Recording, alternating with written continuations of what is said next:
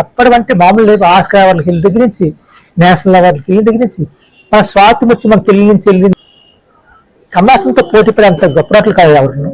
అంటే హిందుడు చిందుడికి అతనికి screen play రాశారు. హిందుడైతే కళ్ళు లేకంటే అట్లా స్క్రీన్ ప్లే రాసుకున్నారు. అలా నటులు, డైరెక్టర్ ఇన్ని ఉండి కూడా నిజం ఏంటంటే వాళ్ళ ఫ్యామిలీ అంతా క్రైస్తవ ఫ్యామిలీ. ఎందుకంటే ఆ సుహాసన్ గారు తెలుసు, ఆ నాన్నగారు బెస్ట్ గా డైరెక్షన్ చేసుకుంటారంటే ఇంకా గ్రేట్.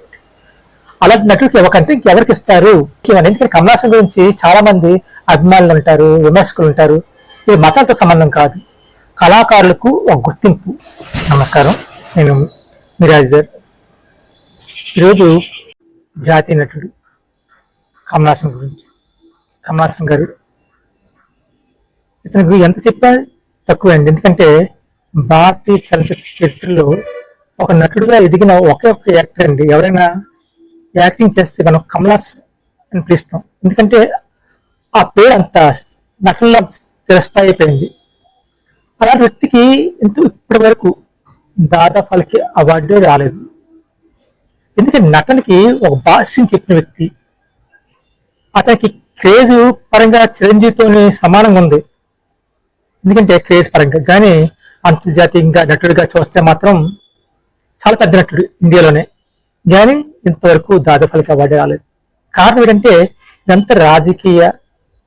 ఎందుకంటే అతని గురించి చెప్పాలని చాలా తక్కువ లేదు, చాలా ఎక్కువ ఉంది. అతనికి ఎన్ని అవార్డులు చిన్నతనంలోనే అతను 4 సంవత్సరాల దగ్గరే నేషనల్ అవార్డు వచ్చేసింది చిన్నపిల్లడిగా. అప్పుడు అతని గురించి తెలియదు. 1982లో వచ్చిన మనకు తెలుగు పిక్చర్ అంటే తమిళ పిక్చర్ మనకు తెలుసు, వసంత కోకిల, శ్రీదేవి గారితో నటించారు. దానికి జాతీయ లెవెల్లో అవార్డు వచ్చింది. అలాగే నాయకుడు 87లో దానికి నేషనల్ అవార్డు. తర్వాత 96లో ఇండియన్ అంటే భారతీయుడు తెలుగులో ఈ సినిమాకి నేషనల్ అవార్డు వచ్చి శత్రిపుత్రుడు, మహానది నాటికి నేషనల్ అవార్డు దగ్గర వరకు వెళ్ళి ఆగిపోయాయి. కానీ 18 ఫిల్మ్ఫేర్ అవార్డులు వచ్చిన ఏకైక నటుడు. అంతేకాదు ఆస్కార్ అవార్డులకి ఇంతవరకు ఏ భారతీయ నటుడు కూడా వెళ్ళలేదు. ఒక కమలాసన్ మాత్రం వెళ్ళారండి. అతనికి సినిమాలు వెళ్ళాయి, 6 సినిమాలు.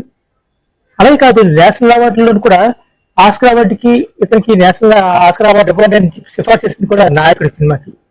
అంత బాగా చేశారు. అతని పిక్చర్లో బెస్ట్ పిక్చర్ అనుకోండి నాయకుడు.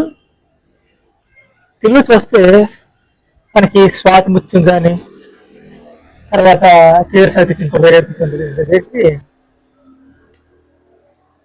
సాగర్ సంఘం, వీటికి కూడా నేషనల్ కదా ఇంటర్నేషనల్ అవార్డులు వచ్చాయి. ఉత్తమ ఆసియాలో ఉత్తమ బెస్ట్ యాక్టర్ గా అవార్డు వచ్చాయి. అంటే కమలాసన్ గురించి నటనలో ఎప్పటి నుంచో బాగా పేరుంది తెలుగులో. ప్రయోగాలకి క్యారెక్టర్స్, విచిత్ర సోదరు మీద శ్రీసు, అలాగే మైకల్ మదన్ కామరాజు, అలాగే చాలా పిక్చర్లు, 1 కాదు 2 కాదు చాలా పిక్చర్లు చేసుకుంటూ వచ్చారు. మూకీ పిక్చర్ కూడా చేశారు కన్నడలో, తెలుగు, తమిళం, మలయాళం, బెంగాలీ, హిందీ. అలాగా ప్రతి సినిమాలో కూడా అతను జీవం పోశారు. తెలుగులో డైరెక్ట్ గా మనకి చాలా సినిమాలు నటించారు. అన్ని పిక్చర్లను మనకి తెలుగులో అతనికి 2 నంది అవార్డులు వచ్చాయి, 3 నంది అవార్డులు వచ్చాయి. ఒకటి సాగర్ సంఘంకి, స్వాతి ముత్యంకి, అలాగే ఇందు చిందుడికి. ఒక పరాయ నటుడు అంటే ఒక తమిళనాడు నటుడు ఇక్కడ తెలుగులో నటించి కూడా అవార్డులు తీసుకున్నారు. మన సక్సెస్ కాలేక అనిపించింది ఆ టైంలో. స్టాండర్డ్ ఇంప్రూవ్మెంట్ అలా టైం ఉండి కూడా 80-90లోనైతే అతనికి పద్మశ్రీ అవార్డు ఇచ్చేప్పటికి ఎవరు కూడా అంత చిన్న వయసులో పద్మశ్రీ తీసుకున్న నటులు లేరు ఇండియాలోని. అప్పట్లో ఒక మాట ఉండేది, దాదా ఫాల్కే అవార్డు వస్తే దానికి విలువ పెరుగుతుంది కమలాసన్కి అనేవారు. కానీ ఇంతవరకు దాదా ఫాల్కే అవార్డు ఇవ్వలేదు. క్రేజ్ నటులకి ఇచ్చారు. అతనికి చిన్న నటులు చెప్పకూడదు పేర్లు, అంటే అవార్డులు వచ్చిన తర్వాత చెప్తూ బాగోదు. చాలా మందికి దాదా ఫాల్కే అవార్డులు ఇచ్చేశారు. ఆ రేంజ్ వస్తే చిరంజీవి గారికి దాదా ఫాల్కే అవార్డు రావాలా, క్రేజ్ ఉన్నట్టు కాబట్టి ఇండియాలోనే. ఈ కారణం ఏంటంటే దాదా ఫాల్కే అవార్డు అయిపోవడానికి కారణం వివాదాలండి. హిందూ పురాణాలు కానీ, హిందీ దేవతలు కానీ హవాహయాలను చేస్తూ కొన్ని సినిమాలు తీశారని, శ్రీరామని అలా కొన్ని సినిమాలు తీశారని కమల్ హాసన్ మీద చాలా మంది ఇది ఉంది వల్ల అతనికి రాలేదని చాలా మంది అంటుంటారు. ఎందుకంటే అతను 75లో వచ్చారు హీరోగా. అతని తర్వాత చాలా మంది వచ్చారు, వాళ్ళకి పద్మభూషణ్లు, పద్మశ్రీలు, పద్మవిభూషణ్లు వచ్చాయి, దాన్ని పద్మభూషణ్ కూడా ఆగిపోయారు. దానికి కారణం అతను చేసుకున్న వివాదాలే. ఎందుకంటే అతని గారు పెద్ద నటులు లేరు సక్సెస్ అయిన వాళ్ళు. అయినప్పటికీ ఇలాగా ఒకటి కాదు, హిందీలో ఒక నటుడు వెళ్ళి సౌత్ ఇండియా నుంచి వెళ్ళి సక్సెస్ అయిన నటుడు ఎవరు ఉన్నారంటే ఒక కమల్ హాసన్ ఒకడే ఉన్నారండి. ఎప్పటివరకు ఇంతవరకు డెవలప్మెంట్ అయింది. ఎందుకంటే తెలుగు సినిమా తీసి హిందీలో చదవడం కాదు, డైరెక్ట్ తెలుగు హిందీలో తీసి మరో చరిత్ర పిక్చర్ హిందీలో తీశారు మీకు తెలుసు. అది ఎలాగే సక్సెస్ అయింది, సూపర్ హిట్, మామూలు సూపర్ హిట్. ఇప్పటికి కూడా టాప్ 100 పిక్చర్లు మరో చరిత్ర ఉంటుంది. అలాగే కమల్ హాసన్ పిక్చర్లు ఇంటుంది కాదండి, కమల్ హాసన్ పిక్చర్లు చెప్పడం అంటే మామూలు లేదు. ఆస్కార్ అవార్డులకి దగ్గర నుంచి, నేషనల్ అవార్డులకి దగ్గర నుంచి, మన స్వాతి ముచ్చి మన పెళ్లి నుంచి వెళ్ళింది, నేషనల్ ఆస్కార్ అవార్డుకి వెళ్ళిందంటే ఒక కమల్ హాసన్ పిక్చర్కి వెళ్ళింది. ఇంకెవరు లేరా ఏ సినిమా అంత స్టాండర్డ్ అతను ఉపయోగించుకుంటున్నాడు. అతను నటన వల్ల శక్తి వచ్చింది. నటుడికే అవార్డు ఇవ్వాలి తప్ప వివాదాలకి అవార్డు ఇవ్వకూడదు. వివాదాల వల్ల అతనికి అవార్డు రాలేదు. చాలా మంది విషయం తెలుసు. నటుడిగా దాదాపు అవార్డు అతనికి ఇవ్వాలా.